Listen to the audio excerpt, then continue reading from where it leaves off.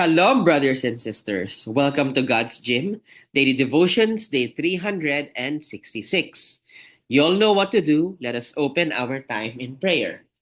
Heavenly Father, we thank you for everything that you've done for us. Lord, truly, it is a privilege to be able to spend time with you. Heavenly Father, today's passage is one that all of us needs, but it is also one that is unbeknownst to most people. Heavenly Father, today you've reminded us that we are beautifully made in your image. Therefore, we must not let this world put us down. Our self esteem and anchor should be on you and nothing else. Lord, you're the only one who can teach this passage as you're the only author of the Bible. So, Lord, please be with us as we study the Bible. In Jesus' name we pray. Amen. Okay, today's devotion is entitled In His Image. And today's passage can be found in Psalm 139, verse 14, which reads, I praise you because I am fearfully and wonderfully made.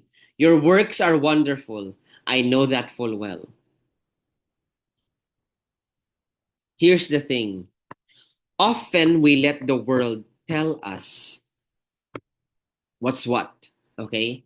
Let's be real here for a moment. I'm going to stop screen sharing first. Often we allow the world to dictate who we are. The problem with that is the world can never ever really satisfy our needs. For example, I myself am a people pleaser, so I only saw myself based on how other people saw me, which is dangerous because what if the person that I'm trying so hard to please does not give me my validation, even though I did everything perfectly the way they want? What's gonna happen? I'm going to have a total breakdown, right? I'm gonna try to please a person who will never be pleased no matter what I do. And that will trigger me to think, oh, maybe I really am not good enough. Maybe I'm nothing. Something like that. The problem is, God isn't like that. In fact, I know from experience that it's harder to please other people and myself than the Lord. Now, I'm not saying that the Lord is super duper easy to please because we can never be sinless. But the thing is, He is loving and gracious. He made us in His image. While we can never achieve His standard of perfection on our own, He made a way for us to be with Him in heaven through Jesus Christ. So that tells me that He really loves me. Right? So, going back to our PowerPoint, I praise you because I'm fearfully and wonderfully made. Your works are wonderful. I know that full well. Listen, you don't need anyone else to tell you you're wonderful or you're beautiful. Okay? Because when I watch YouTube, I sometimes see people doing that. I even see other people use that as their intro. But the thing is, you don't need to base your whole identity, who you are, what your worth is, on what other people say, you in YouTube or otherwise.